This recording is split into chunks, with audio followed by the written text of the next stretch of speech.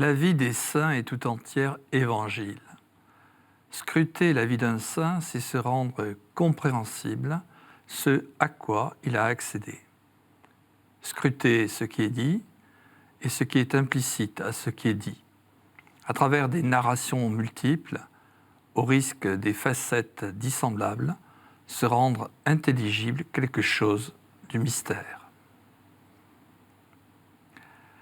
Avant d'être François d'Assise, François est un homme jeune, un homme de désir, désordonné, divers. Il n'est pas tourné vers le centre, il n'est pas retourné comme un gant, virevolté comme une pièce de drap.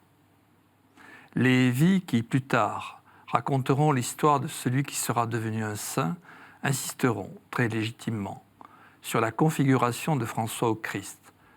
Elles diront même un autre du Christ.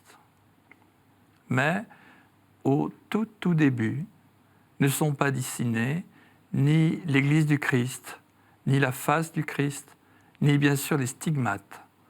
Au tout début, la figure du Christ est en réserve, comme à l'aquarelle une zone que l'on traitera plus tard. Un trait de crayon indique la place, ensuite le peintre achèvera. Qu'est-ce qui est là ? Non pas le regard païen sur la belle nature. Sortant de maladie, François ne retire plus son plaisir des beaux paysages. Il déprécie ce qu'il avait aimé d'un amour trop charnel. La plénitude de la création sera, plus tard, saisie et louée.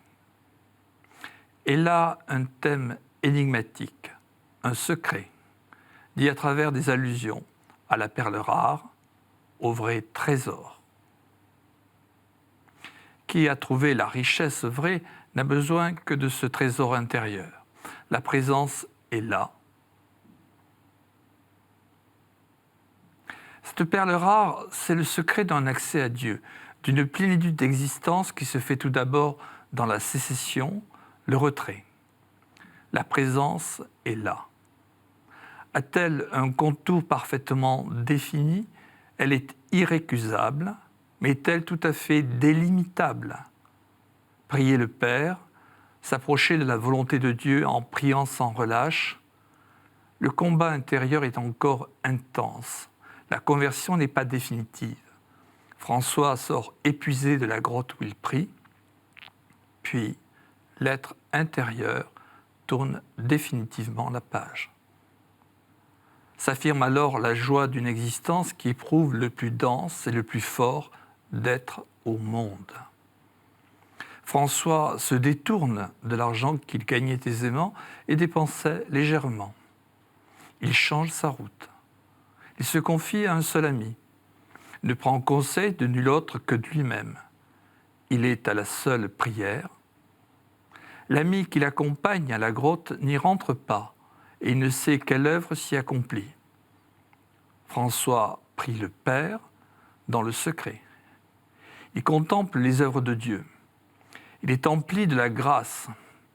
Sécession, séparation des hommes, contemplation par laquelle il lui suffit d'être au monde pour être en joie. Être là et joie. Peut-être sans projet absolument défini, mais la présence est là, irrécusable, active, dynamisme transformateur. Et François n'a pas encore rencontré le prêtre auquel il voudra donner l'argent que son père charnel réclamera. L'argent va lui brûler les mains. Qui est plein de la présence n'a que faire d'un avoir.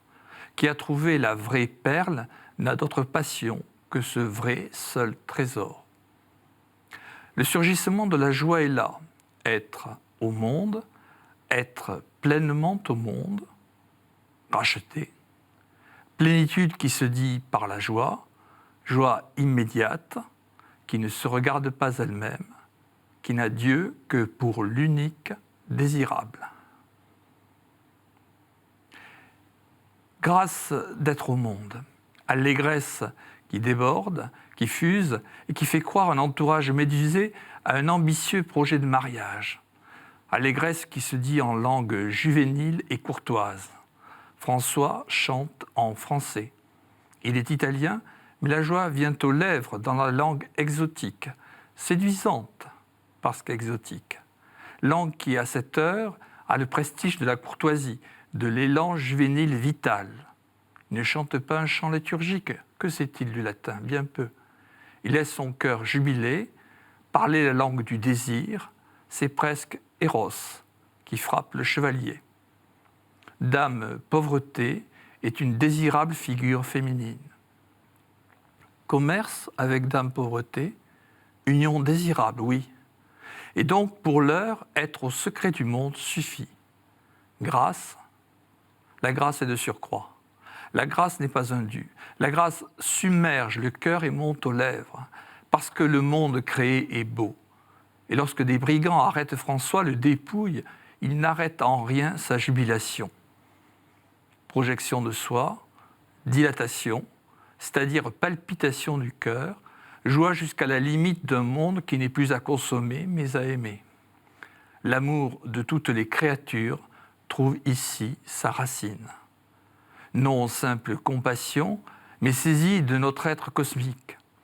Avant de voir dans sa chair s'inscrire en lettres de feu l'autographe de la passion du Christ, François vit la plénitude d'être au monde, un cosmos plein, une création dense de la présence, un tout qui donne accès au tout.